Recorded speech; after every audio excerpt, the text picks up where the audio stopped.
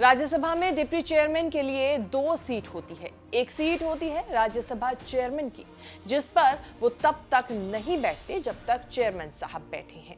दूसरी सीट होती है विपक्ष की साइड वाली बेंच पर।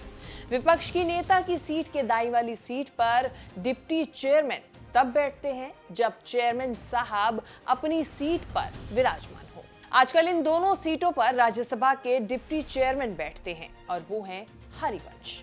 डिप्टी चेयरमैन का सिटिंग अरेंजमेंट समझाना इसीलिए जरूरी है क्योंकि इसी से तय होगा कि जब अविश्वास प्रस्ताव दिल्ली अध्यादेश पर वोटिंग होगी तो हरिवंश क्या करने से फंसेंगे और क्या करने से बचेंगे।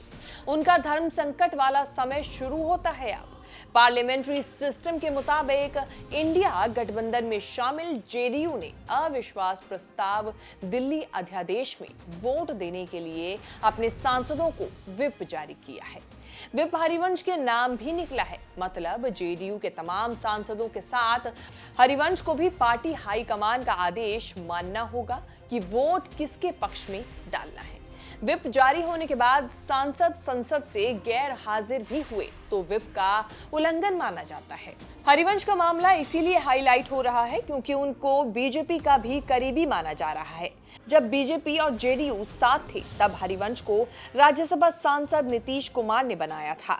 बीजेपी से अच्छी बनी तो हरिवंश डिप्टी चेयरमैन भी बन गए। नीतीश की बीजेपी से अब नहीं पड़ती, फिर भी हरिवंश डिप्टी चेयरमैन बने हुए हैं। प्रशांत किशोर का आरोप है कि हरिवंश के जरिए बीजेपी से नीतीश कुमार की मिलीभगत चल रही है। नीतीश कुमार, अगर आपको देश की राजनीति की थोड़ी बहुत भी समझ है तो जो कानून देश में बनता है वो लोकसभा और राज्यसभा दोनों में पास होना है। राज्यसभा में भाजपा को बहुमत नहीं है, इसलिए राज्यसभा में बिल को पास कराने में जुगाड़ लगाना पड़ता है। राज्यसभा का उपसभापति कौन है रे मेरे भाई? कोई नीतीश कुमार से पूछ नहीं रहा है कि राज्यसभा का उपसभापति कौन है। हरिवंश जी है। हरिवंश जी कौन है? नीतीश कुमार के पार्टी के एमपी हैं। तो अगर आपने एनडीए छोड़ दिया है तो उस पद को छोड़ काहे नहीं रहे हैं? उस पद को छोड़िए या उस एमपी को हटाइए। राज्यसभा में भाजपा का बिल पास कराने में अपना दल का आदमी लगाए हुए हैं। हरिवंश पर जेडीयू का व्हिप लागू होता है। हरिवंश पर जेडीयू का ऑर्डर सिर्फ तब लागू नहीं होगा जब वो चेयरमैन की सीट पर होंगे।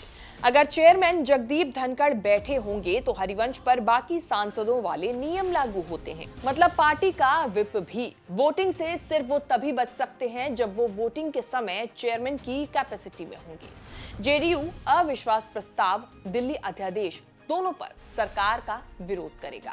हरिवंश को भी सरकार के खिलाफ वोट डालना होगा। फिलहाल उनके एक वोट से सरकार की हार या जीत तय नहीं होने वाली, लेकिन उनको स्टैंड तो लेना ही होगा कि वो बीजेपी के पक्ष में है या फिर नीतीश के खिलाफ। धर्म संकट नीतीश का भी है। अगर हरिवंश जेडीयू व्हिप के खिलाफ भी गए तब भी नीतीश ना तो डिप्टी चेयरमैन से हटवा सकते हैं, ना ही राज्यसभा सदस्यता खत्म करा सकते हैं। हरिवंश आराम से 2026 तक राज्यसभा में बने रहेंगे। इसीलिए जब हरिवंश पार्टी लाइन से अलग नई संसद के कार्यक्रम में गए तब भी उनका कुछ नहीं बिगड़ा था। अब देखना होगा कि हरिवंश इसको लेकर क्या फैसला लेते हैं।